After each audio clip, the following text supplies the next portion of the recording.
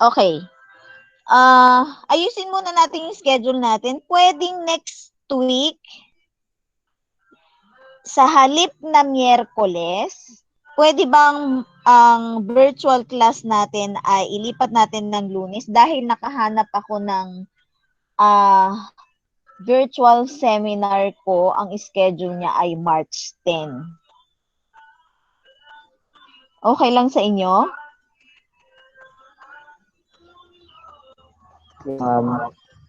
Okay lang naman po, ma'am. Yes, ma'am. Yes, Okay lang po, ma'am. ma'am. Okay, paki-note nyo na lang baka mamaya malimutan nung iba. Next week, magmi-meet tayo ng Lunes sa halip na Miyerkules. Okay. Simulan natin ang ating review. Ito ay review ng mga balarila, konseptong pangwika. Okay. Pero yung content, pinapaalala ko lang, yung content ang pag-uusapan natin. Hindi yung pamamaraan. Yung dun sa mismong tatalakay natin sa mga susunod na aralin, yung mga dulog, approach, at saka yung mga pamamaraan, kung paano nyo ituturo. Ngayon, puro ito content para minsanan. Para malinaw sa inyo, halimbawa kapag pinag-usapan ang wika, ay maliwanag. Halimbawa, kapag sinabing Pilipino, ito ay wika. Anong klaseng wika? Wikang pambansa. Okay, pinag-aaralan ito sa Pilipinas dahil ito ay ating wikang pambansa. Okay, ngayon pag pinag-aralan mo ang wika at naging siyentipiko, ang tawag na dito ay linguistika o sa English ay linguistic. Ang tawag sa tao na nag-aaral ng wika, tulad ninyo, tulad natin na nag-aaral ng wikang Pilipino, ang tawag dito ay linguista. Sa wikang Filipino, merong bagong likhang salita na tumutumbas dun sa hiram na salitang linguista. Ito ay sa dalawang salita ay dalubhasa sa wika. Kaya ang nabuo, dalubhasa at wika naging dalubwika.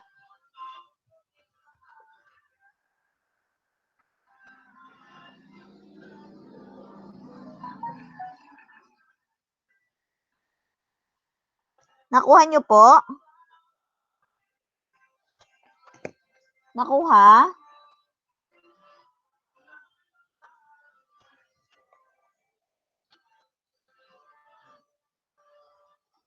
Nakuha nyo ba?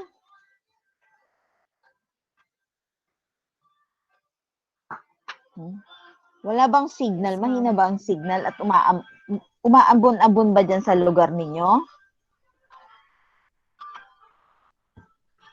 O inaantok kayo?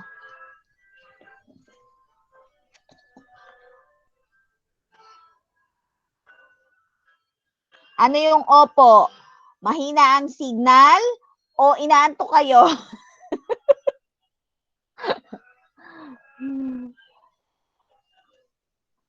Oo, katatapos lang din ng ulan dito sa mahina ang signal.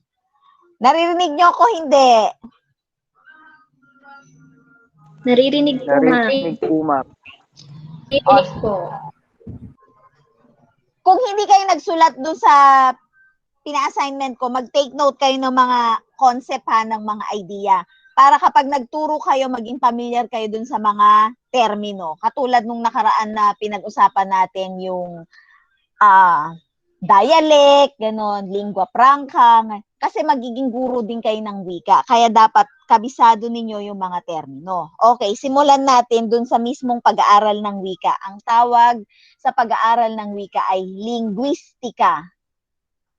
O sa English ay linguistic, the science that deals with the study of language.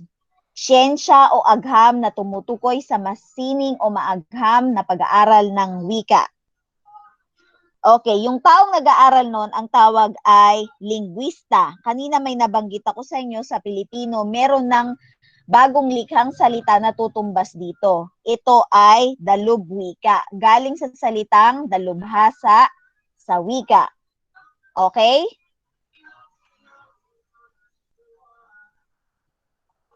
Okay tayo dun sa part na yon? Yes, ma'am. Yes, ma'am. Okay. Yes po. Trivia, sa kasaysayan ng wikang pambansa natin na Pilipino, si Dr. Cecilio Lopez, actually, kung natatandaan nyo, yung kasaysayan ng surian ng wikang pambansa, isa siya dun sa mga unang kagawad ng surian at ang kinatawan niya na wika o rehiyon ay Tagalog. Si Dr. Cecilio Lopez ang kauna-unahang nag-aral ng Tagalog na siyang naging batayan ng wikang pambansa. Kaya siya kinilalang ama ng linguistikang Pilipino. Yung Pilipino na tinutukoy ko dito ay yung batay sa Tagalog, yung Pilipino. Maliwanag? Maliwanag ba? Yes, ma'am. Okay. Ipasok din natin yung idea ng polyglot. Sino nakarinig na ng polyglot?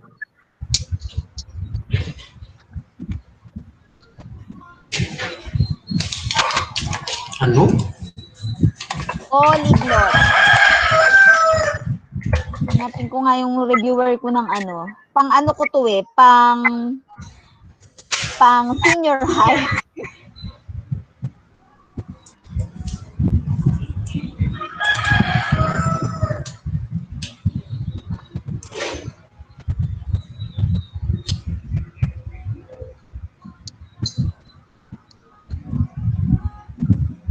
Nagsasalita ng iba't ibang wika.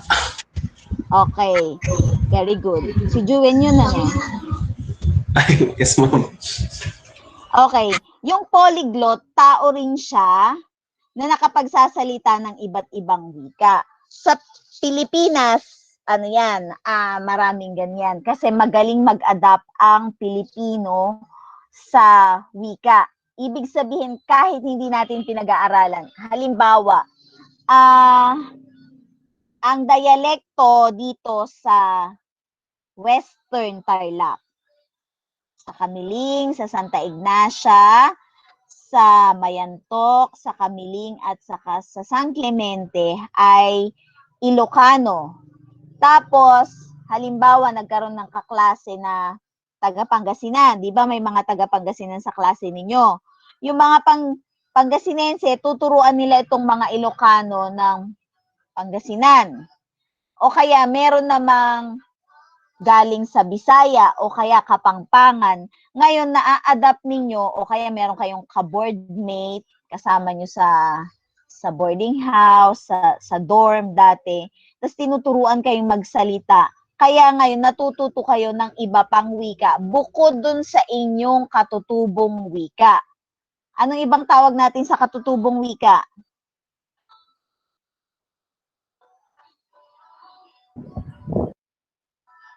Vernacular. Okay, very good. Vernacular. Ayan, nahanap ko na yung ano. Nakikita nyo na ba? Yes, ma'am.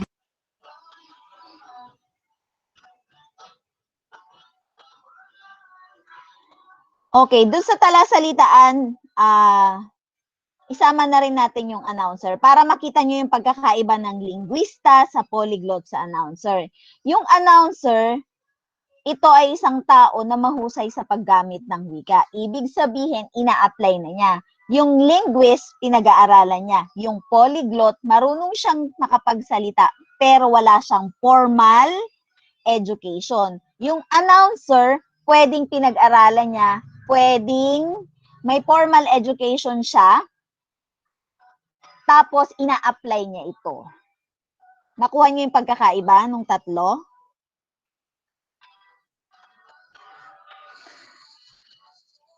Nakuha ba?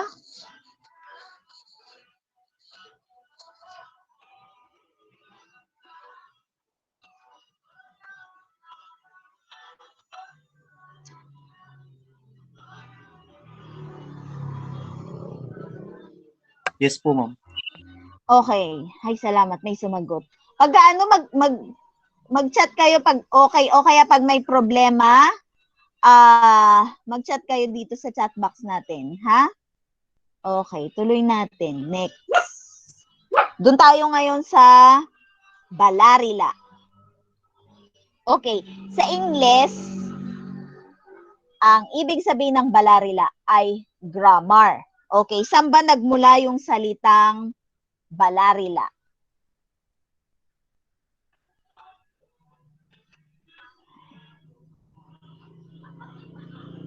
Meron ba kayong idea?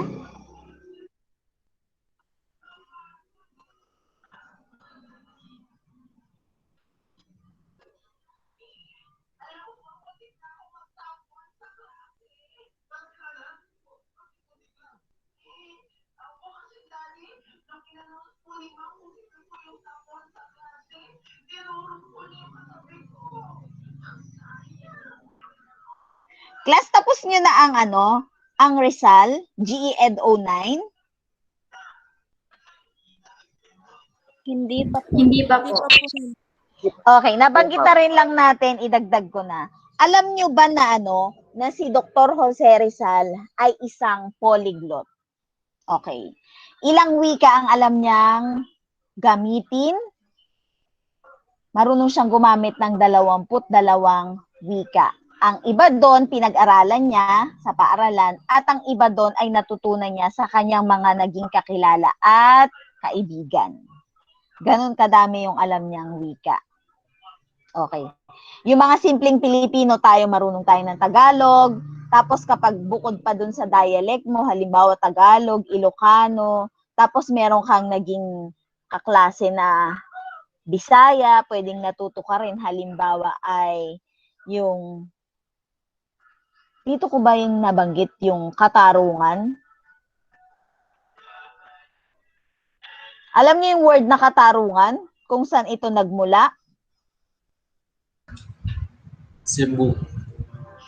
Yes, galing siya sa salitang ugat na Tarong.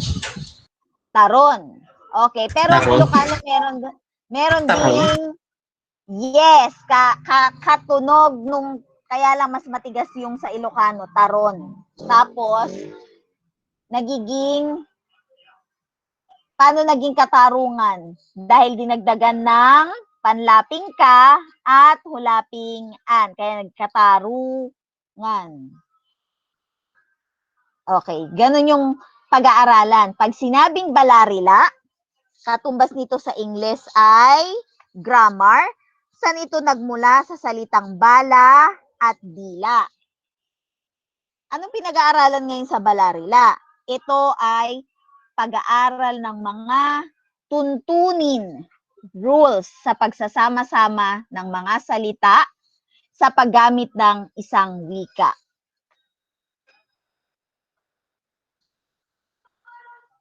Okay. Malinaw yon, balarila? Pag-aaral ng mga tuntunin, functions ng mga salita sa paggamit ng isang wika. Okay, sa Filipino, sino ang kinikilala nating ama ng balarilang Pilipino? Kanina si Cecilio Lopez, ama ng linguistikang Pilipino. Ngayon naman, ama ng balarila. Ibig sabihin, siya ang nagsimula sa pag-aaral o pagbibigay ng katumbas na konsepto ng mga salita sa Ingles at binigyan niya yon ng katumbas sa Tagalog. Okay, very good. Paano bigkasin? O, dami. Very good. Okay, paano bigkasin?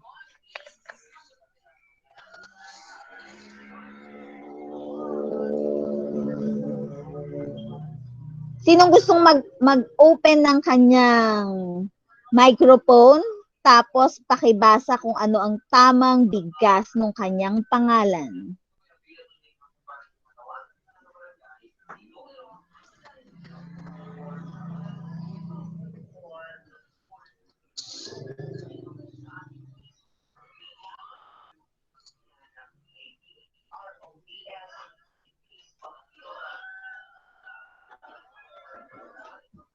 O, request ko si Sheena May.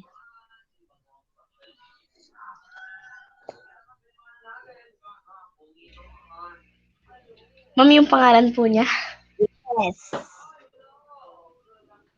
Lope. Buo. Lope K. Santos. Okay. Ngayon, ang basa dyan ay Lope K. Santos. Natatandaan nyo, nung nakaraang linggo, may binanggit ako sa inyo no ang wikang pambansa natin ay batay sa Tagalog. Ang tawag sa wikang pambansa natin simula nung 1959, ito ay tinawag na Pilipino. Okay. Nung panahon na yon, ang sistema ng panulat natin ay abakada, papantig. Okay. Noon, kapag bibigkasin yan, Lope K. Santos. Pero ngayon, yan ay Lope K. Santos. Anong pinagkaiba? Kasi buhat nung 1987, nung ang wikang pambansa na natin ay Filipino, ang alpabeto natin ay patitik na sa wikang Ingles. Patitik, ibig sabihin, pag binibigkas mo yan, ay Lope K. Sa pagbigkas, Lope K. Pero kapag pasulat, papansinin nyo, patitik siya sa wikang Ingles. Iba kasi ang sistema ng pagsusulat sa pagsasalita. Pag gumagamit tayo ng wika, saan ba ginagamit ang wika? Okay, tulad ng Pilipino, sa ating pakikipagkomunikasyon, sa ating pakikipagpalitan ng ating kuro-kuro o mensahe sa ating kapwa-tao. Sa paanong paraan? Pwedeng pasalita kapag lumilikha tayo ng tunog, pasulat kapag yung mga tunog na yon ay isinalin natin sa pamamagitan ng mga simbolo o letra. Sa wika natin, ang tawag dun sa mga simbolo na yon na kumakatawan sa mga tunog ay letra. Ngayon, yung mga letra na yan, binibigkas natin sa wikang Ingles ng patitik. L-O-P-E-K-S-A-N-T-O-S. Maliwanag? Maliwanag ba?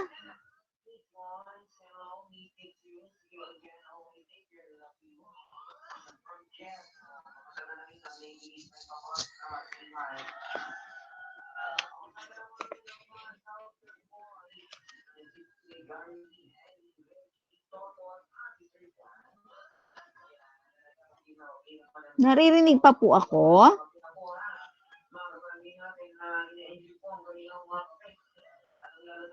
Opo, ma'am.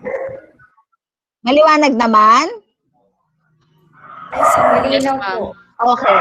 Magsalita naman kayo para alam ko na ano. Okay. Baka mamaya T3 na pala kayo dyan, nagsha-Shopee, naglalasada, ganyan. Okay, tuloy natin. Maliwanag yun ha. Si Lope K. Santos, dati noon, ang bigkas dun sa ano niya ay Lope K. Santos. Big deal sa akin yan kasi nung estudyante ako, ang tawag ng teacher ko, Lope K. Ba't kaya Lope K? Oh. Ngayon, naipapaliwanag ko na siya. Naintindihan ko na yung konsepto, yung pinagkaiba. Okay. Doon tayo ngayon sa mga share ko uli yung ano. Pag nag-aral tayo ngayon ng wika tulad ng Filipino, kanina may nabanggit na ako na dapat nagsisimula siya sa pakita ko pala muna yung ano.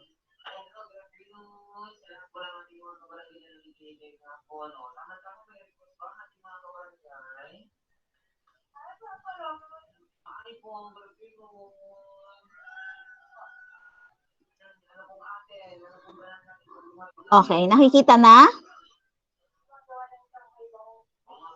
Yes, ma'am. Yes, ma'am. Okay, actually to, lesson to sa Course 03, pang grade 11. Pinupulot-pulot ko lang yung mga mahahalagang bahagi ng pag-aaral ng wika. Okay. Sa pag-aaral natin ng wika, dapat naiintindihan na yung wika ay nabubuo siya sa pamamagitan ng tunog. Yung mga tunog na to, mga makahulugang tunog, ang tawag ay ponema. Hindi lahat ng tunog ay maituturing na wika. Dapat yung makahulugang tunog lang. Ano ba ang masasabing makahulugang tunog? Kapag ito ay nalilikha ng katawan ng tao na meron siyang kahulugan. Okay, ang tawag doon, ponema. Phonemes. Ang tawag ngayon sa pag-aaral ng makahulugang tunog ay ponolohiya. Sa Filipino,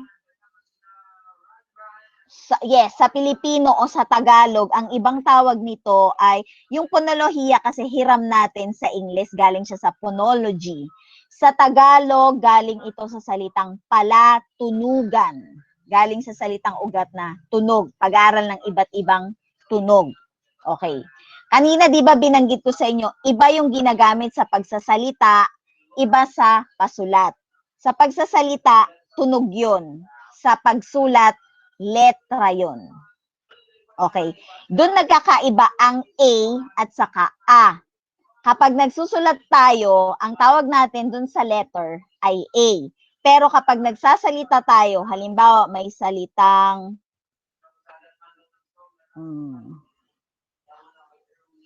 pakita ko sa baba. Halimbawa ay okay. Nakikita niyo yung sinulat ko na ano? Na salita? Yes, ma'am. Yes, ma'am. Okay. Kapag pasulat yan, ang tawag ko dyan, ASO. Pero kapag pasalita, kanina pasulat, ASO, letra. Pero pag bibigkasin ko na yan, anong bigkas niyang salita na yan? Aso. Hindi siya ASO. Naintindihan? Yes, ma'am.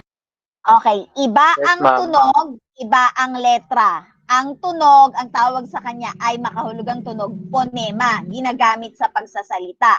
Sa pagsulat naman ay letra. Okay, tuloy natin. Yung mga makahulugang tunog na to ng bawat wika, kapag pinagsama-sama, nakakabuo tayo ng salita. Okay, sa wikang Pilipino, mayroon tayong iba't ibang salita. Okay, o ang tawag ay morpema. Pinakamaliit na unit ng salita na nagtataglay ng kahulugan. Sa Pilipino, meron tayong morpemang salitang ugat, morpemang panlapi, at morpemang ponema. Nasusundan nyo?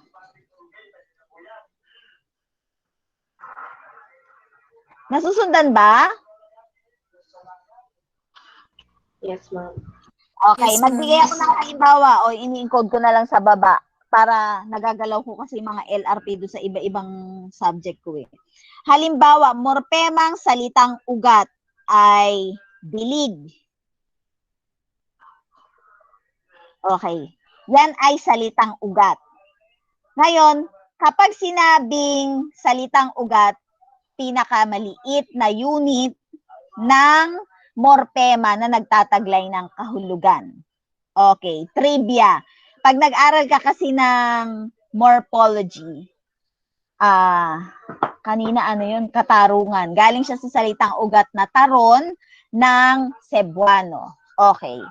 Yung panitikan. Anong salitang ugat ng panitikan?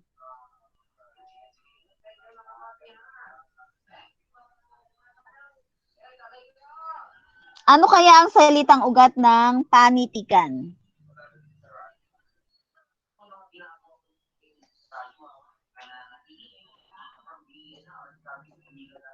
Okay, galing ito sa panlaping pang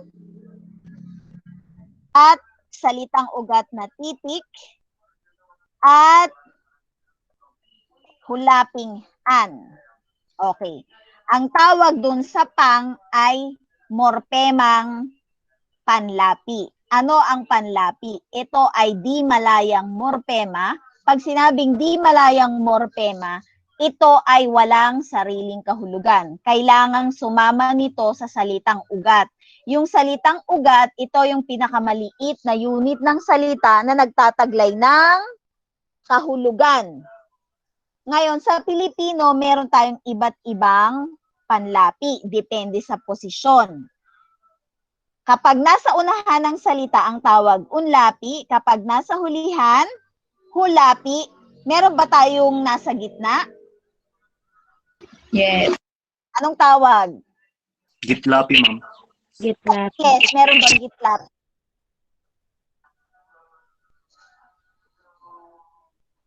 Sa Ingles, meron bang gitlapi?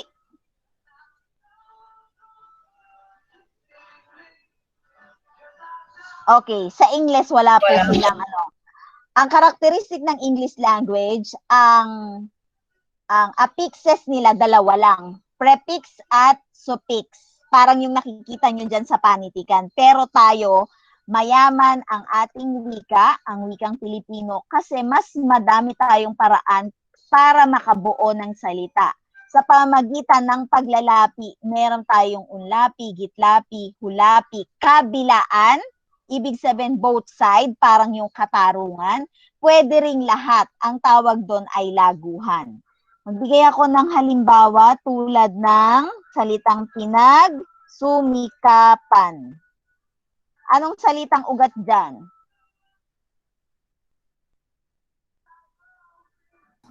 Sikap. Very good. Sikap. Anong mga panlapi?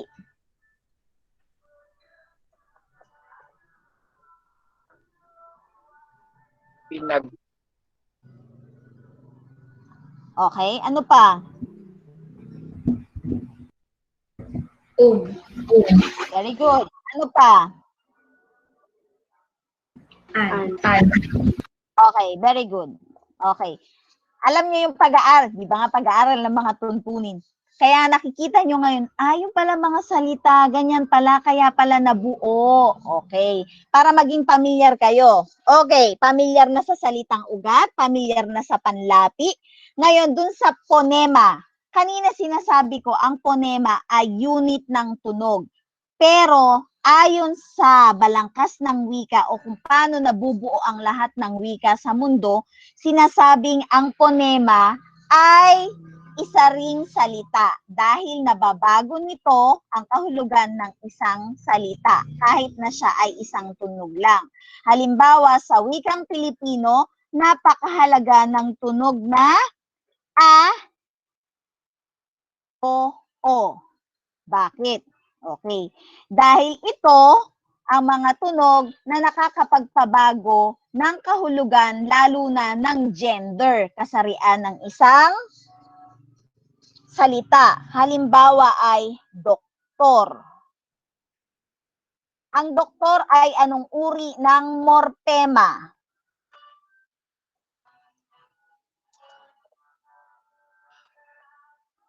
Ang doktor ay anong uri ng morpema?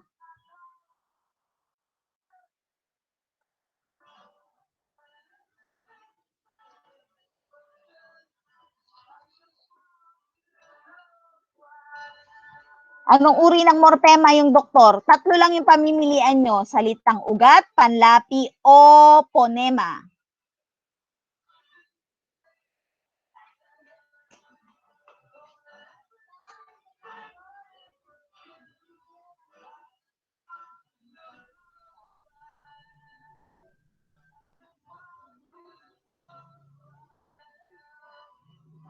Hello?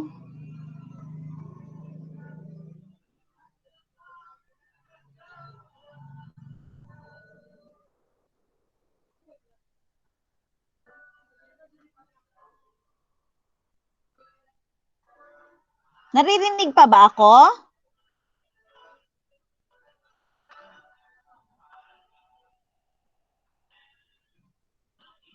Naririnig pa ako?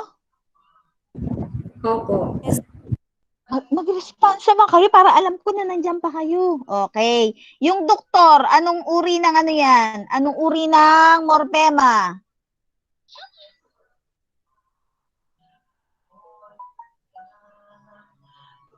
Ay, hindi nila alam. Ang doktor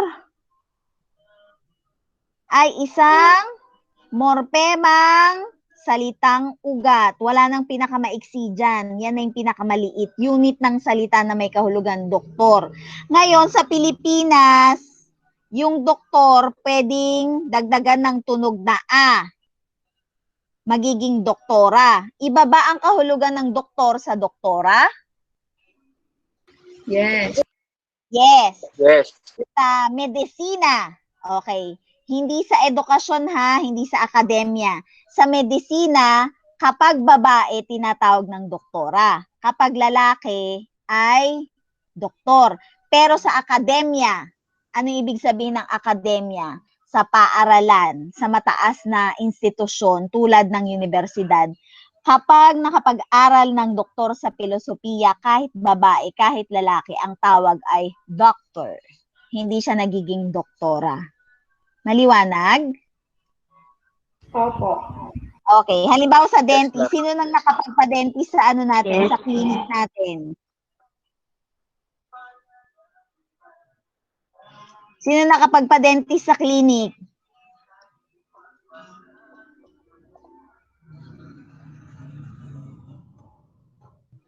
Wala pang nakapagpa-dentist sa inyo doon sa clinic natin dito sa TAU?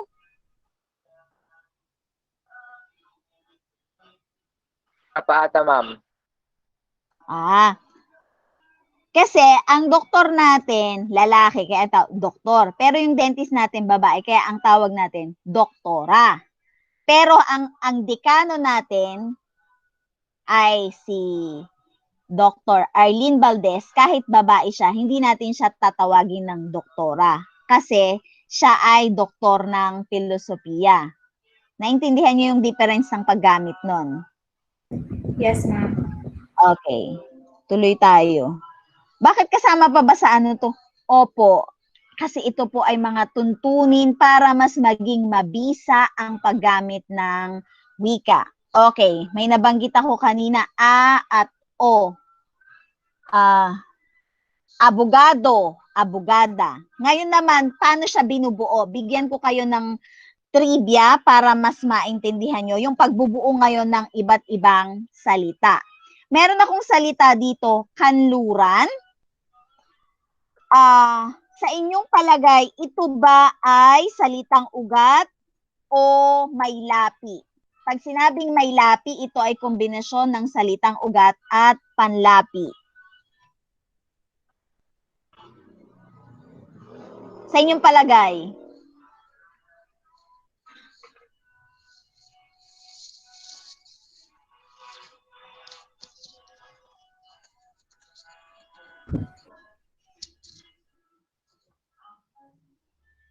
Oo, hindi lang. Idea ninyo. Salitang ugat o may lapi? Salitang ugat. Salitang ugat. May lapi. Yung may lapi natin magkadugtong nga, hindi siya magkahiwalay. May lapi. Okay, ibig sabihin may, yan. Okay. Paliwanag ko. Ang kanluran po ay hindi siya salitang ugat. Ito ay isang salitang may lapi. Okay, paano nabuo? Actually, gusto ko itong ibinibigay sa mga estudyante ko. Kasi ito hindi ko natutunan sa paaralan. Natutunan ko to sa isang seminar sa pamamagitan ng isang pag-aaral ng mga salita.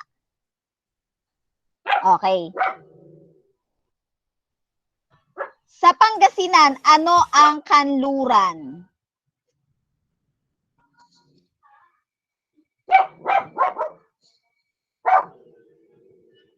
Di ba nga Pangasinan dito? Ano sa Pangasinan ang kanluran?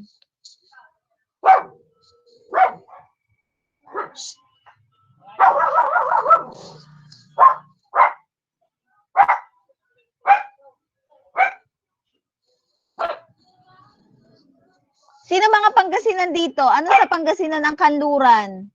Sa Ilocano, alam ko ay laod. Baliktad ba, laod?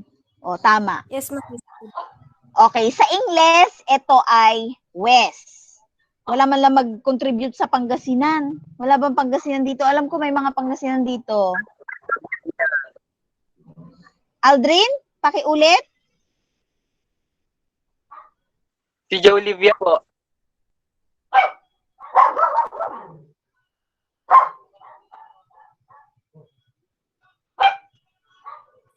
Walang Ma'am, hindi ko po alam. hindi pala niya. Kaya hindi siya nagsasalita. Hindi niya alam ano. Okay, sige, tuloy natin. Yung kanluran, paano siya naging may lapi? Okay. Katumbas niya sa Ilocano ay laod, sa Ingles ay west. Ano ang mahalagang pangyayari na nagaganap sa kanluran?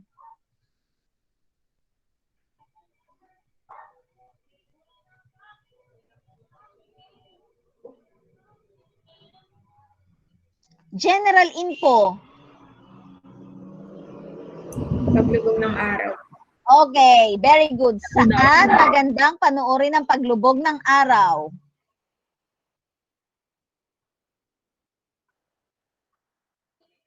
Yung romantic.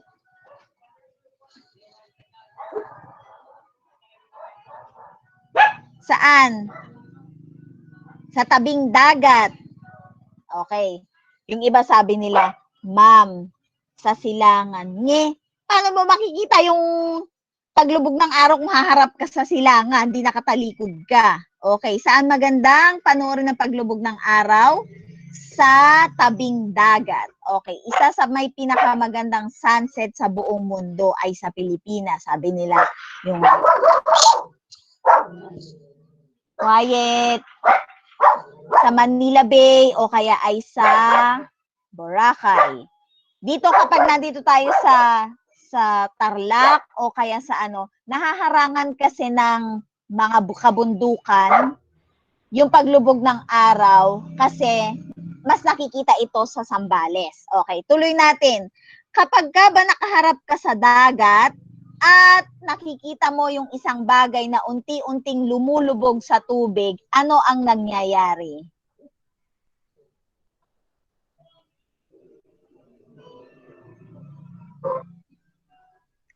Ano ang nangyayari kapag ang isang bagay ay unti-unting lumulubog sa tubig?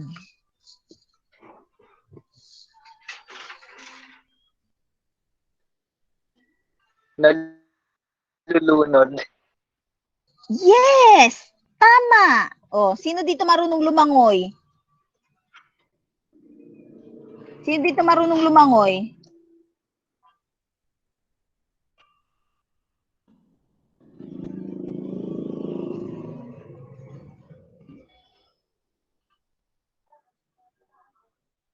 Okay. Sana all. Okay, ganito ang kabuuan ng salitang kanluran. Nagsimula siya sa panlaping ka, salitang ugat na lunod, at hulaping an. Ngayon, paano siya naging kanluran? Dumaan siya sa tinatawag na pagbabagong morpoponemiko. Pinag-aaralan din po yan sa Balarila. Na yung kapag ang salitang ugat ay nagsisimula sa L, o kaya DLRST, yung NG nagiging N. Kapag ka naman ang salitang ugat nagsisimula sa P at B, yung NG nagiging M. Okay. Ang tawag doon, asimilasyon. Dito ang nangyari, yung N lumundag siya dito sa tabi ng K. Ang tawag doon ay transposition. Sa pagbabagong morpoponemiko, ang tawag doon ay metathesis. Itong N, lumipat siya dito. Nakuha nyo ba? Okay, yung N, lumundag na. Ang tawag doon, metathesis. Tapos, nawala itong O. Anong tawag doon? Pagkakaltas. Di ba parang math? May nag-transpose, merong kinancel. Ngayon, paano naging D yung R?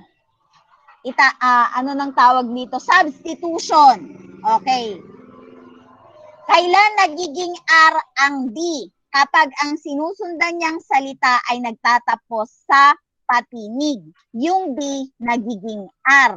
Parang yung tawid, kapag sinamahan mo ng in, nagiging tawidin, nagiging tawirin. Naintindihan nyo ba? Kaya ganyan ang pinalabas niya. Kanluran. Okay, anong tawag din sa pinagagagawa natin na binibigay kong sample? Yan ay isang halimbawa ng morpolohiya o pag-aaral ng pagbubuo ng salita. Morpolohiya.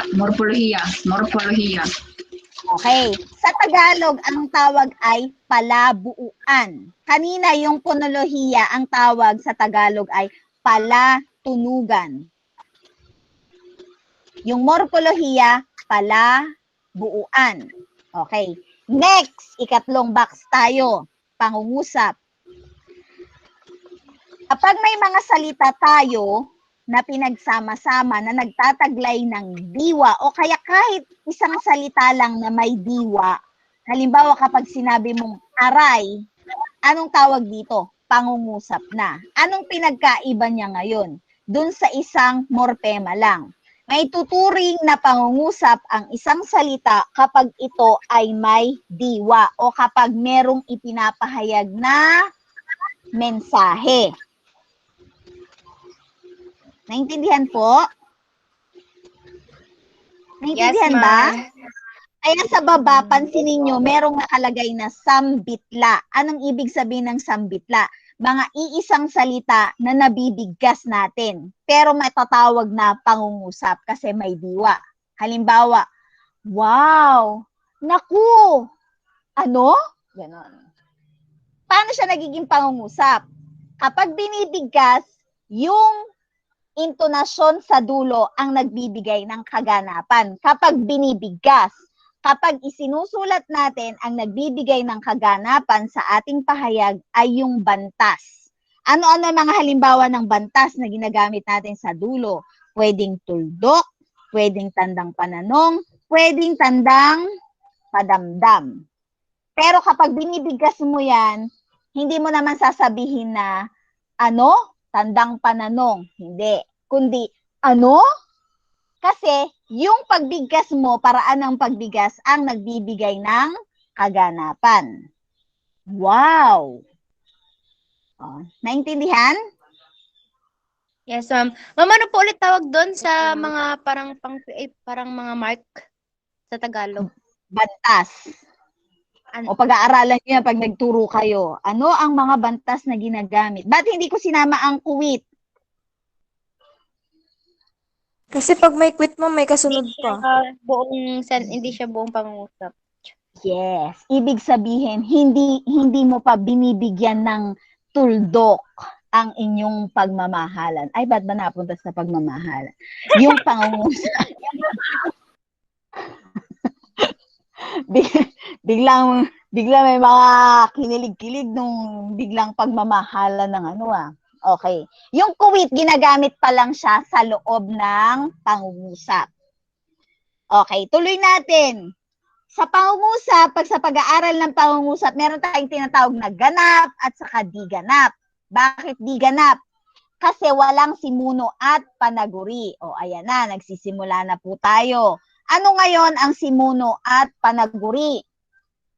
Yung simuno, may ibang tawag sa kanya. Kapag kasi simuno, ginagamit lang ito sa pangungusap.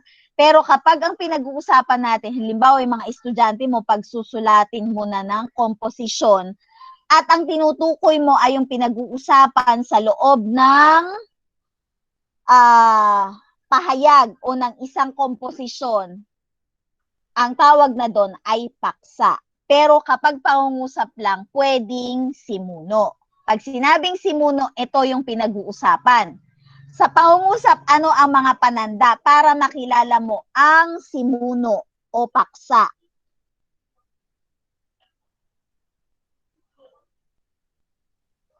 Marker. Siya yung pinag-uusapan. Yes. Kapag sa tot, yung sa diwa, yun na yung, Pero meron kasi siyang palatandaan na makikita mo sa tabi. Ano yung mga ginagamit na palatandaan na yon? O marker.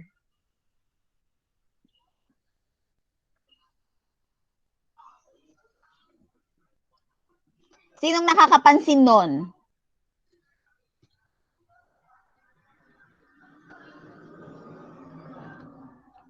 Hindi nyo pinag-aralan ng elementary yon? Yun ba yung sa English yung subject and predicate? Yung po, yes. Ayan, kaya nga po tayo nagre-review. Actually, ito ginagawa. Mga lesson ko to ng grade 11, ng GED 10, ng ano, pinagsasama-sama ko para pag itinuro nyo, hindi ko na i-review sa inyo. Dapat nga meron pa, i-review pa pala natin yung wastong gamit ng nang na NG saka NANG. Okay, balik tayo sa tanong mo. Yes po, ang subject ay paksa o simuno. Ang predicate ay panaguri. Ngayon, sa Pilipino, okay, magkaiba ang istruktura o ayos ng pangungusap sa Pilipino at sa Ingles. Sa Ingles, palaging nauuna ang subject at sinusundan ng predicate. Sa Pilipino, ang karaniwang ayos ay nauuna ang panaguri kaysa sa simuno. Pero meron ding mga sitwasyon na pwedeng nauuna ang simuno kaysa sa panaguri. Ang tawag doon ay di karaniwang ayos. Halimbawa, pwede mong sabihin na nadapa ang bata. Okay, anong ayos yon? Karaniwan. Kasi ang pinag-uusapan natin, ang bata. Anong nangyari sa bata? Nadapa. Ano yon? Panaguri. Ang panaguri ay bahagi ng simuno na nagbibigay ng impormasyon hinggil sa pinag-uusapan. Pansinin nyo, bago yung salitang bata, ano yung salita na ginamit ko? Ay. Okay. Paano kung sinabi kong nadapa siya?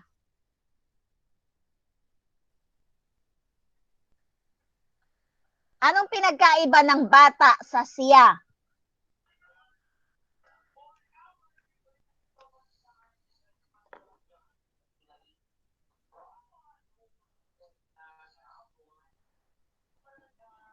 Anong pinagkaiba ng, sige, i-encode ko, nadapa ang bata.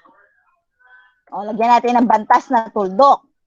Ngayon, papalitan ko ng nadapa siya. Okay. Dito, ang pinag-uusapan natin, ito ay Control C, Control U. Okay, yung bata, siya ang simuno.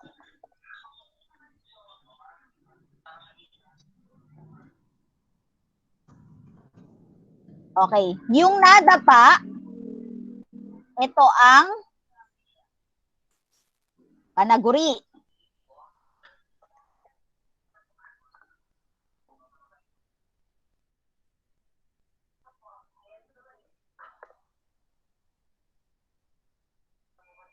Ngayon, ang tanong ko, kapag sa salitang nadapa siya, asan dyan ang simuno?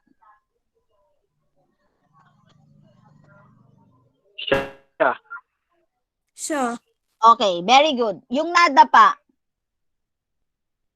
Panaguri. very good. Ngayon, anong pinagkaiba ng simuno na bata at saka simuno na siya?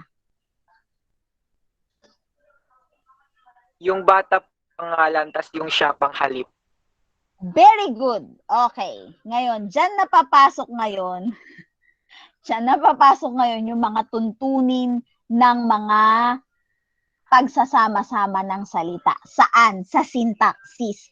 Kapag bumubuo ka na ng pangungusap, bumubuo ka na ng pahayag. Kapag isa-isa lang yung mga salita, hindi natin ganong napapansin yun. Pero kapag bumubuo na ng pangungusap, meron ng mga ginagamit na mga tuntunin. Okay, kanina sinabi ko, tatandaan nyo para makilala nyo ang simuno, merong mga pananda, 4 yan. Ang mga sina. Halimbawa, ang bata, pwede nating palitan na nadapa si Ana. Okay. O kaya, nadapa sina Ana at Berto. Okay. Asan ang simuno? Ana at Berto. Anong pananda? Sina. Ano yung mga pananda natin pansimuno? Ang mga pagpangmaramihan, si kapag pangalang pantangi, sina kapag pangalang pantangi na pangmaramihan. Okay. Ano naman yung siya? Very good. Nabanggit na. Kapag yung pangalan, pinalitan mo ng panghalili, imbis na hindi lantad yung pangalan, ang tawag na doon ay panghalip. Kaya nga siya tinawag na panghalip, panghalili. Okay, naintindihan ba? Naintindihan Yes, po? ma'am. Okay, ang tawag ngayon sa pag-aaral po niyan ay syntaxis. Sa Tagalog ay palaugnayan. Bakit palaugnayan? Kasi kailangan lahat ng mga salita na nasa loob ng pahayag o pangungusap ay may kaugnayan o nagtutulong-tulong sila para magpahatid o bumuo ng isang mensahe. Okay. Ang pinakahuli sa paggamit ng wika ay yung diskurso. Anong ibig sabihin ng diskurso o discourse? Ito na yung pagpapalitan. Kasi kahit may pangungusap ka, halimbawa, tinanong ko kayo, nagugutom na ba kayo?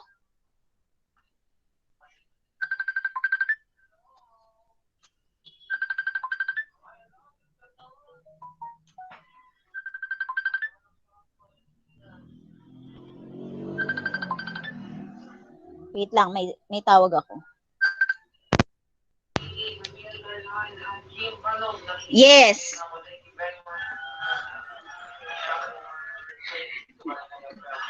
Hanggang 4 klasiko, mamaya ka tumawag, tatapusin ko lang. Sandali.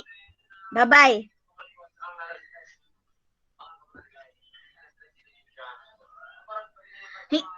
Basta tawag ako sa'yo mamaya kung basta kamiling ako makakapunta. Bye-bye.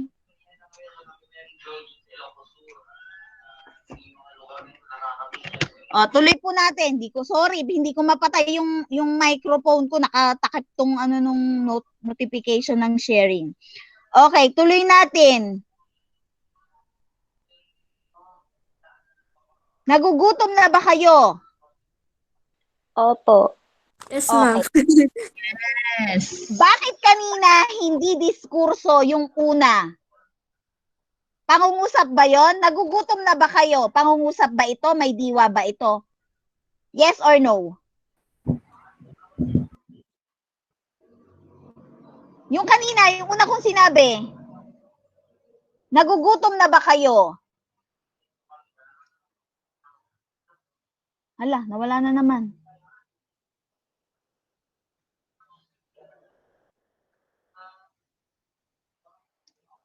RJ. Yes, ma'am. Pangungusap yon? Yes. Okay. Diskurso na ba yon? Yung una kanina, nung bago may tumunog. Hindi po. Bakit? Wala pong sumagot. Very good. Pag sinabing diskurso, ano ito?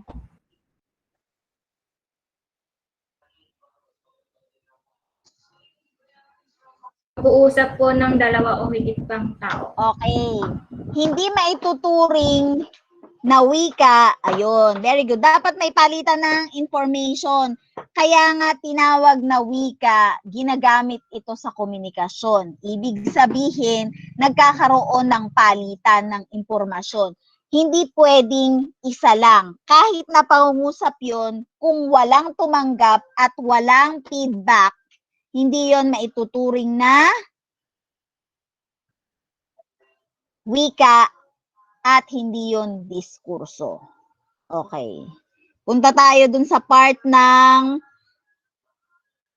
grammatical. Ayan. Sa pag-aaral ng wika, merong dalawang kakayahan o competence. Yung communicative at saka linguistic competence. Yung ginagawa natin ngayon under ito ng linguistic competence. Okay. Unang kakayahan, kakayahang grammatical. Sa Pilipino, anong tawag natin pag grammatical? Balarila. Okay. Galing sa salitang bala ng... Ano yung binanggit ko kanina? Dila. Okay. Bakit dila? Kasi di ba ang ginagamit natin sa pagsasalita, dila, yun ang nagsisilbing instrumento natin kapag tayo ay nagsasalita at nakikipagkomunikasyon. Okay. Tinatawag din itong kakayahang linguistic. Okay. Kung saan na bibilang yung kakayahang umunawang sa phonological, morphological, at syntaxis. Naipaliwanag ko na sa inyo kanina. Okay. May mga tunog tayo, dun sa tunog, merong, bagalan natin para makita nyo. Merong tunog na segmental, merong suprasegmental. Anong ibig sabihin ng segmental? Kapag merong kinakatawan na simbolo yung tunog. Halimbawa ay a, e, i, o, u. Yun ay mga segmental na patinig. Meron din namang katinig. Yung ba, da, pa, yung F, ganon. Yung ga, ha, yung J, yung K. Okay. Pansinin ninyo, meron yung pagkatapos ng N. Di ba in-stop ko tong ano? Yung M natin, merong mani. Yung N, nota. Yung susunod, ang tawag dyan ay digrapo. Yan ang ginagamit na simbolo na magkasamang tunog na NG. Original yan sa wikang Pilipino. Pansinin nyo yung mga foreigner, lalo na yung mga Amerikano o kaya European, hirap na hirap sila sa mga salita natin na merong NG. Halimbawa, ngipin, nguso, ngongo, ganun. Kumain ng, ganun. Basta may NG kasi hindi yon likas o hindi yon natural sa kanilang wika. Okay, meron din tayong diptongo, meron din tayong digrapo, kanina nabanggit ko na yan. Meron din tayong cluster, meron din tayong pares, minimal. Lahat to, ano siya ha? Grammatical. Okay, dun sa ikalawa kanina, segmental, merong kinakatawan na simbolo. Pag sinabing suprasegmental, walang kinakatawang simbolo. Paano mo pag-aaralan yung tunog na walang nire-represent na simbolo? Okay. Ito ay sa pamamagitan ng mga intonasyon, yung diin, hinto, o tono. Okay. Halimbawa, iba ang salitang tulugan sa tulugan. Papansinin nyo, yung na-highlight ko na pantig. Ano yung pantig ngayon? Anong katumbas niya sa Ingles? Yung pantig. Syllables. Very good. Ano ngayon ang syllable?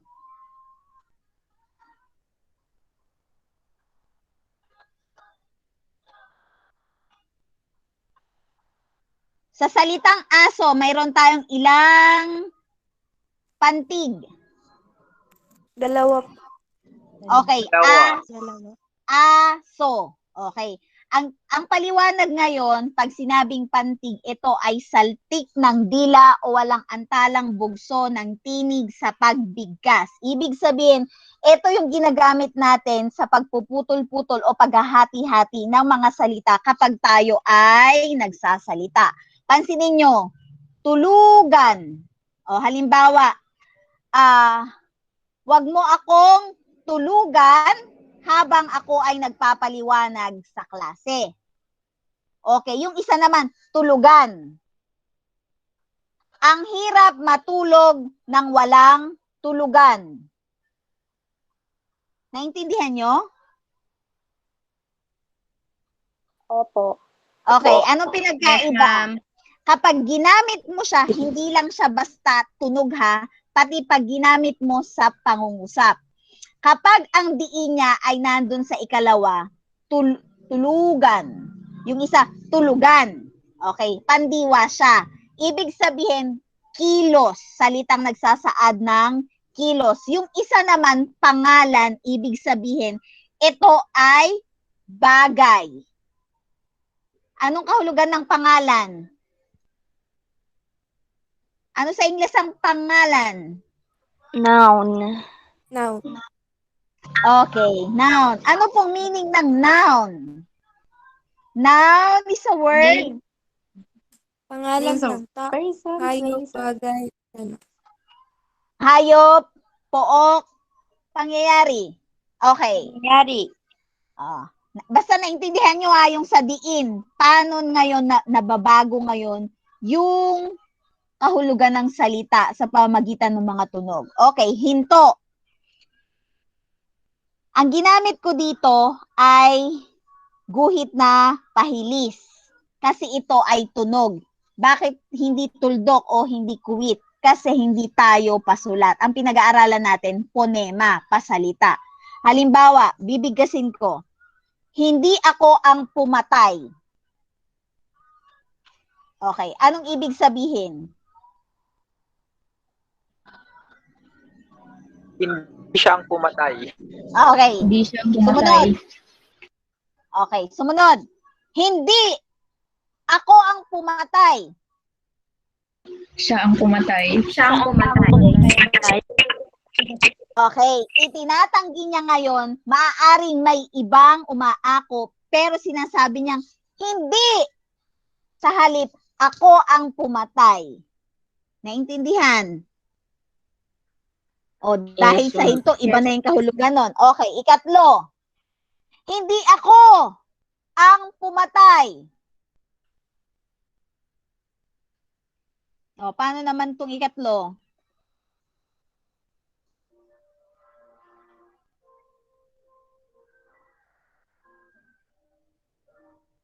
Ano pagkaunawa niyo doon sa tatlo? Ikatlo.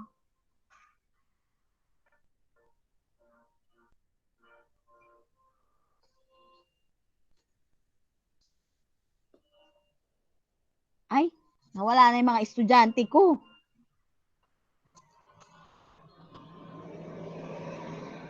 Okay, yung ikatlo po, ganitong kahulugan yan. Hindi ako. Ibig sabihin, pinaparatangan ako, pero itinatanggi ko. Hindi ako. Tapos sa halip, sino ang may gawa? Ang pumatay. Naintindihan po? Naintindihan nyo ba? Yes. Okay. Hinto yun na, hinto. Pause, stop, gano'n. Papansinin nyo, pag isang guhit, kapag kayo ay, sino dito ang mga isinasali sa contest na noong elementary sa high school? Yung sa pagbigkas? Pwedeng pagbigkas ng tula o kaya deklamasyon. Di ba yung mga pyesa ninyo, kapag meron kayong mga trainer, nilalagyan ng ganyan na bantas? Okay, kapag isa, yan ay saglit na pagtigil sa paglikha ng tunog. Kapag dalawa na guhit na pahilis, ay ganap na pagtigil sa paglikha ng tunog. Okay. Ikatlo, yung sa tono. Okay, iba yung dumating na ang Pangulo. Sa dumating na ang Pangulo? Ganon. Naintindihan ba? Opo. Parang kapag merong kapag may klase nun. Walang klase, yung pala akala nung nakarinig, inaanunsyo mo sa klase na walang klase. Yung pala ikaw, tinatanong mo, walang klase? Yung pala ang dinig niya, walang klase. O, magkaiba yun. Okay, maliwanag? O, eto na tayo sa pinakamadugo, sa morpolohiya. Yung bagong pag-aaral ngayon ng bahagi ng pananalita, sa Ingles, anong tawag dyan sa bahagi ng pananalita?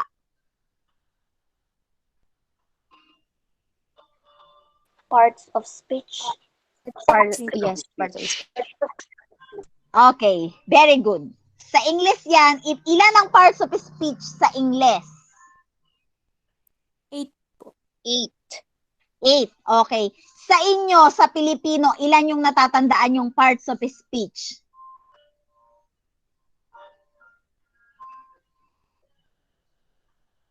Ilan ang natatandaan yung parts of speech?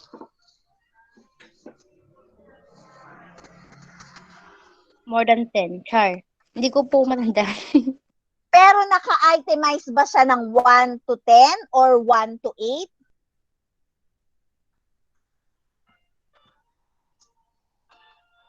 Anong natatandaan nyo? O, eto, may nakikita na kayo. 8 din siya na parehas,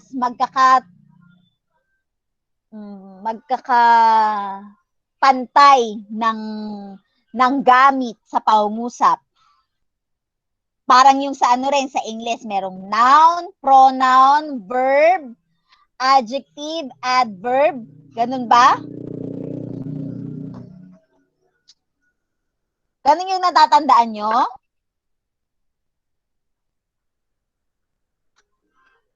Nahanap nyo ba to? Tong part na to? O mga definition lang?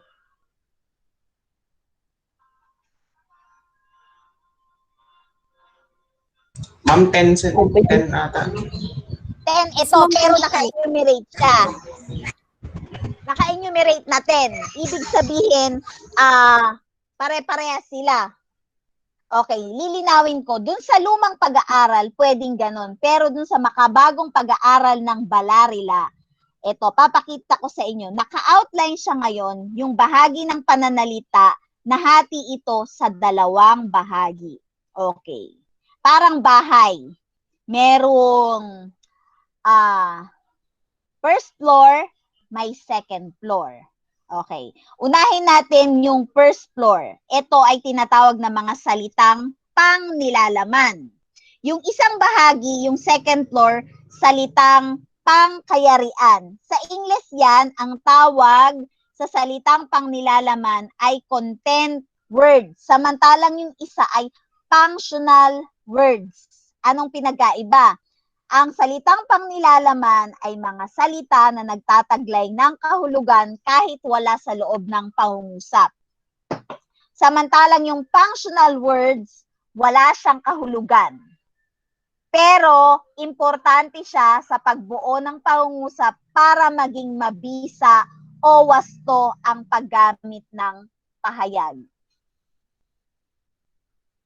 Maliwanag po? Maliwanag? Yes, ma'am. Yes, ma'am. Okay, sige. Doon tayo sa mga salitang pangnilalaman. Ang una ay nominal. May 2 klaseng nominal. Pangalan at panghalip. Okay. Yung mga parts niyan, hindi ko na ipapaliwanag. Pag sinabing pangalan, noun, ginagamit na panawag sa ngalan ng tao, bagay, hayop, pangyayari, konsepto. Ngayon, pag yung pangalan, pinalitan mo, ang tawag ngayon doon, panghalip. Maliwanag? Maliwanag ba? Opo. Yes, ma'am. Ang tawag doon, nominal. Basta ginamit mo na pantawag, nominal yon. Okay, ikalawang bahagi ng salitang pangnilalaman ay pandiwa. Ito ang pinakamahalagang bahagi ng pananalita. Bakit? Dahil ito ang nagbibigay buhay sa pahayag. Bakit? Dahil ito ang nagsasaad ng kilos o galaw. Yung pandiwa. Ngayon, paano mo malalaman kung ang isang salita ay pandiwa? Kapag ito ay may aspekto. Anong ibig sabihin ng aspekto? Kapag ang kilos ay naililipat mo buhat sa perpektibo o natapos na, imperpektibo kapag kasalukuyan, at kontemplatibo kapag gagawin pa lang sa hinaharap. Halimbawa, kapag sinabi kong takbo, masasabi bang ito ay pandiwa?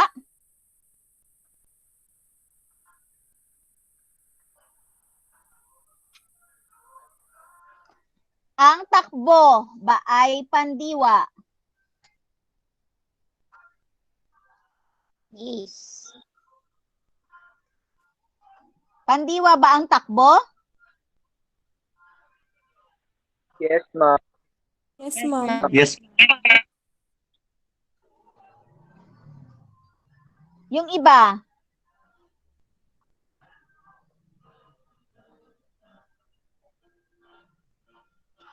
Yes, ma'am. Okay, linawin natin ha. Masasabi lang na pandiwa kapag ito ay may tatlong aspekto. Pag yung takbo kasi ay nasaan nyo pa siya na pawatas. Yung basic. Dapat lalagyan mo ito ng panlapi. Pwedeng halimbawa ay tumakbo o kaya ay takbuhin. Saka lang siya magiging pandiwa. Kasi kapag sinabi mong ang takbo ng sasakyan ay hindi na siya pandiwa nun. Ang ginamit mo na doon ay pangpanuring. Nagiging modifier na yon, nagiging adjective na siya. Naintindihan ba? Kailangan yung salita ay nandun na siya sa aspekto. Papansinin nyo yung mga halimbawa dito, sumulat, naglaba, sumusulat, naglalaba, susulat, maglalaba. Hindi lang siya basta sulat at laba. Pag sinabi kong ang sulat ng kanyang kasintahan, hindi na yun pandiwa.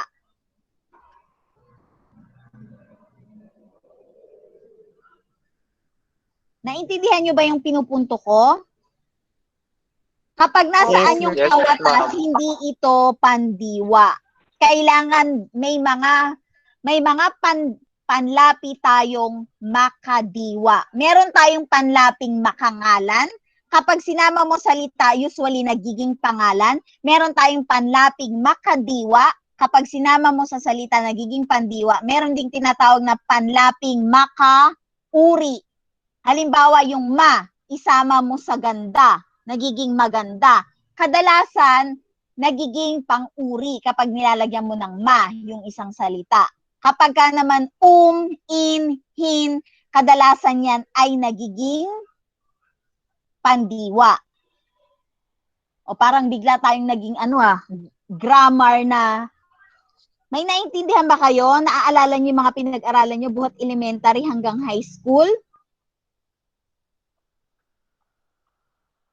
Okay, isa pang tatandaan ninyo, may taon no na ang lumabas sa board exam ay hindi yung aspektong naganap na, aspektong ginaganap pa lang at gaganapin. Tatandaan nyo pag sinabing perpektibo, natapos na. Kasi may tanong nun sa board exam na ibigay ang aspektong perpektibo ng anyong pawatas na sayaw.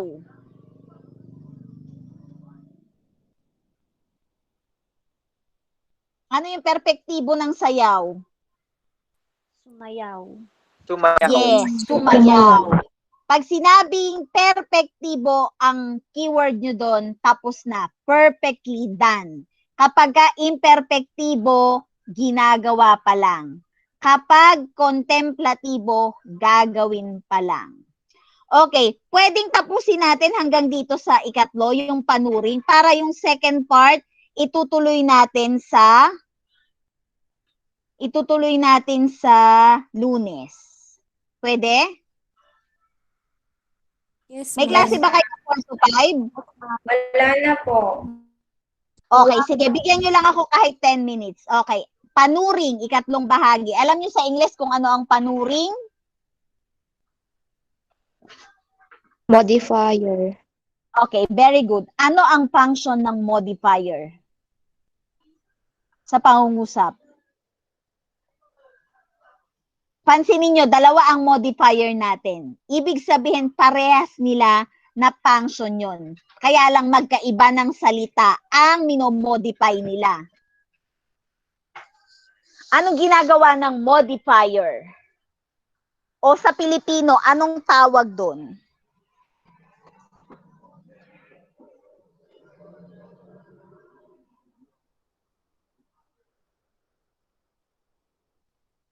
Alam nyo kaya bakit nire-review ko to? Nung nakaraang taon, before pandemic, nung tinuro ko to, hindi ko pinagkaabalahan na iniisa-isang ganito. Tapos nakita ko na mahina yung mga estudyante, lalo na sa grammar.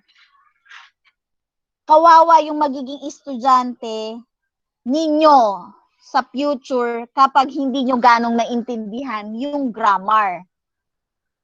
Lalo na't wala ng mawawala na yung basic na Pilipino sa college.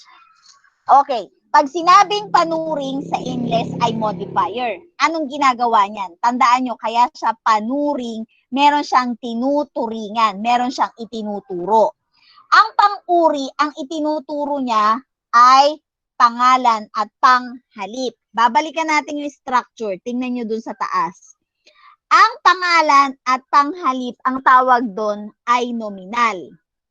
Ngayon, yun namang pang-abay, ang binibigyang turing niya o ang itinuturo niya ay, tingnan nyo, buhat doon sa ikalawa, pandiwa, pang-uri at kapwa, pang-abay.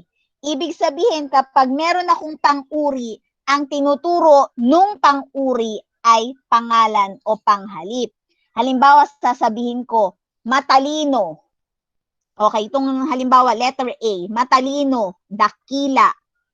Sinong tinutukoy ko na matalino? Matalino ang estudyante. Dakilang mamamayan. Ngayon, matalino, estudyante. Ang estudyante ay pangalan. Dakilang mamamayan, pangalan pa rin. Ngayon, anong tawag ngayon dun sa salita na nagbigay turing o nagbigay larawan sa pangalan? Ito ay pang-uri. Naintindihan nyo ba? Naintindihan nyo? Okay, yes. Palitan natin. Imbis na pangalan, halimbawa, maganda ako. Walang ko kontra. Halimbawa, maganda ako. Ano ang gamit ng maganda? Anong function niya?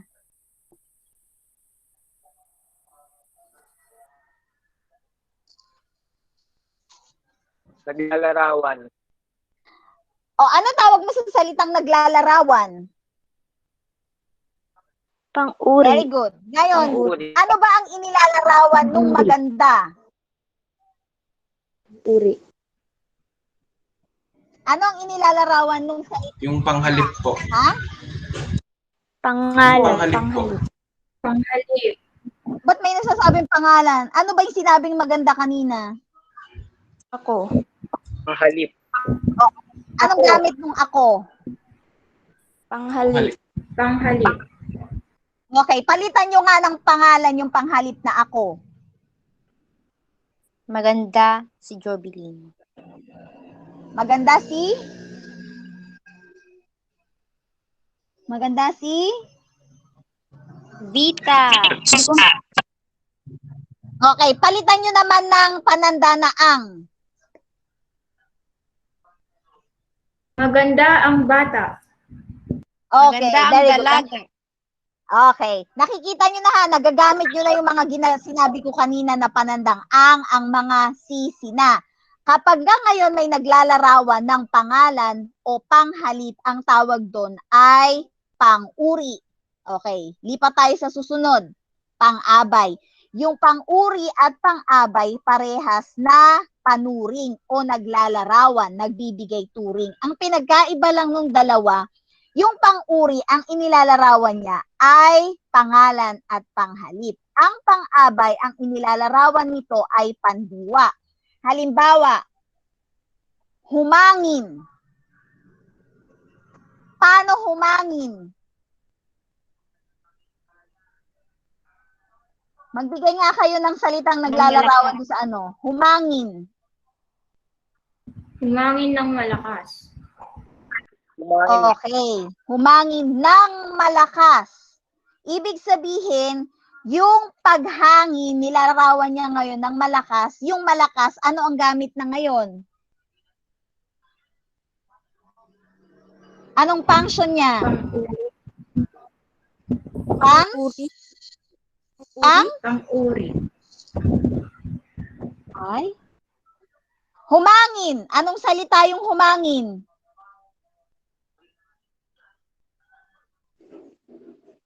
Pandiwa. Oh. Pagka ngayon, meron akong pandiwa, tapos may inilarawan na salita sa pandiwa, anong tawag ngayon dun sa salitang naglarawan ng pandiwa? Pang-abay. Pang-abay. Eh bakit kanina sabi nyo pang-uri? Naintindihan ba? Tumakbo ng mabilis. Okay, Yes, very ma'am. good. Eh paano kung meron akong pang-uri? Halimbawa, maganda. Tunay na maganda ang tanawin sa Pilipinas. Okay. Sobra. Ano sobra? Oh. Meron akong ang mga tanong nga. Una, isusulat ko ba para makita nyo? O nasundan nyo? Tunay na maganda ang mga tanawin sa Pilipinas. Unang tanong, alin doon ang simuno?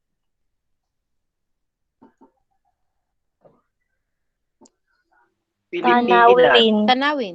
Tanawin. Ha? Tanawin. Ba't iba-iba? Tanawin, Pilipinas. Ang pangunahing Tanawin, simuno ma'am, doon tanawin. ay tanawin. Okay. Tapos nagiging ano niya, yung Pilipinas. Naglalarawan. Tanawin sa Pilipinas. Ang tawag na doon, pang-ukol, yung idinudugtong mo.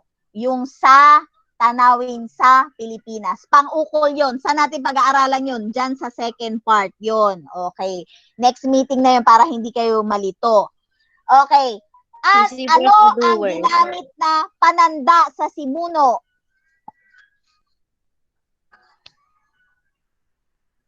Mga. Ang. Ang mga.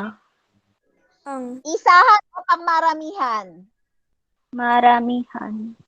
Maramihan. Karamihan. Nasusundan nyo. Anong ayos ng pangungusap? Karaniwan o di karaniwan?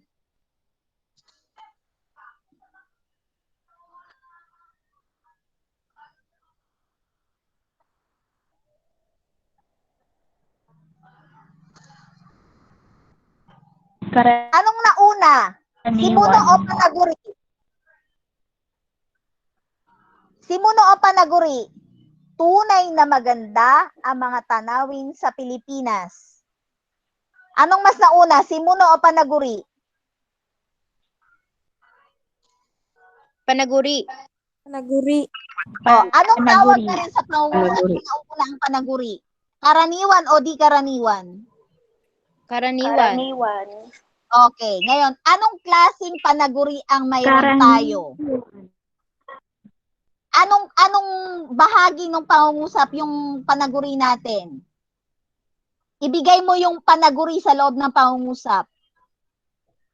Kanina, ang simuno, ang mga tanawin sa Pilipinas. Ngayon, asan dun sa pangungusap ang panaguri? Maganda. Buo. Tunay na maganda. Okay. Tunay. Ngayon, ano ang gamit ng salitang maganda? Anong function niya?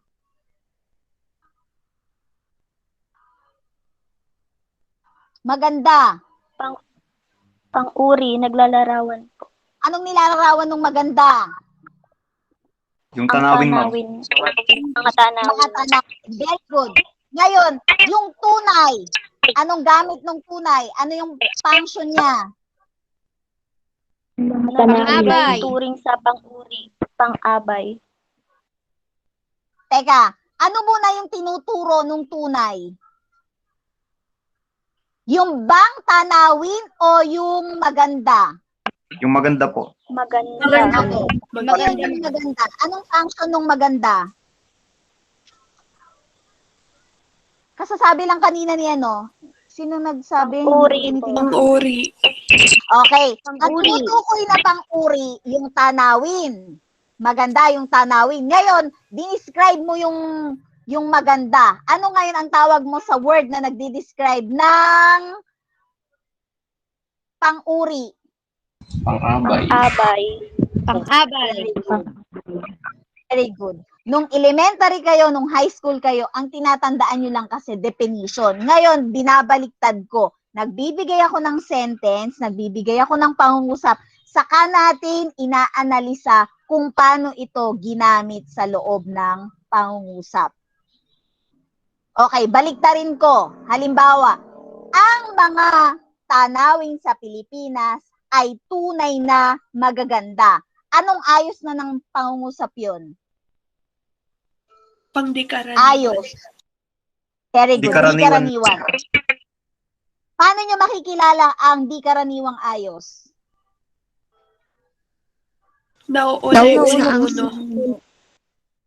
Okay, nauuna ang sinuno na sinusundan ng panaguri at isa pa, meron pang isang palatandaan.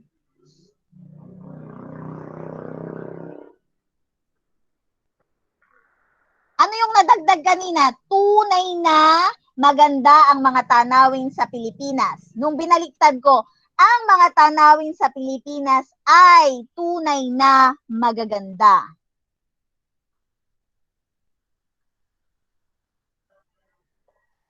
Ay. May nadagdag na. Very good. Okay, may nakuha. Kala ko abuti pa tayo ng 4:15 eh. May nadagdag po yung I. Kung kanina ang tawag sa ang mga sina ay panandang pansimuno, ang tawag naman po sa ay panandang pampanaguri. Kaya lang nakikita lang ito kapag ang pangungusap ay nasa di karaniwang ayos. Maliwanag? Yes, ma'am. Okay. May tanong pa kayo? Diyan ko na nag-extend na tayo nanghingi na ako ng 10 minutes. Ngayon, nag-extend pa uli ng 3 minutes. May tanong pa? Wala na. Wala na po. Wala na po. May mga naintindihan naman kayo dun sa pinag-usapan natin? Yes, ma'am. Yes, ma'am. Okay. Do I need to provide pa yung kopya? O nag-take note Yes. kayo?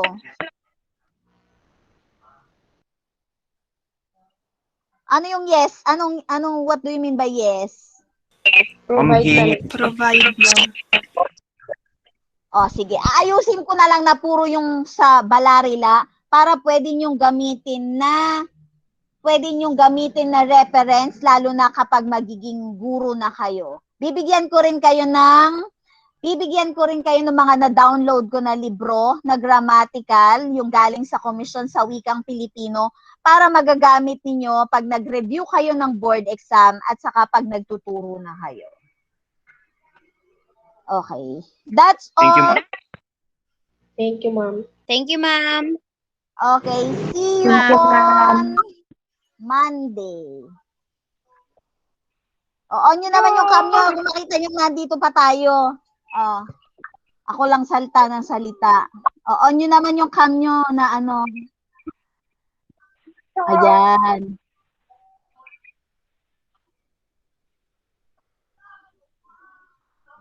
Bye-bye. Goodbye, ma'am. Thank you, ma'am.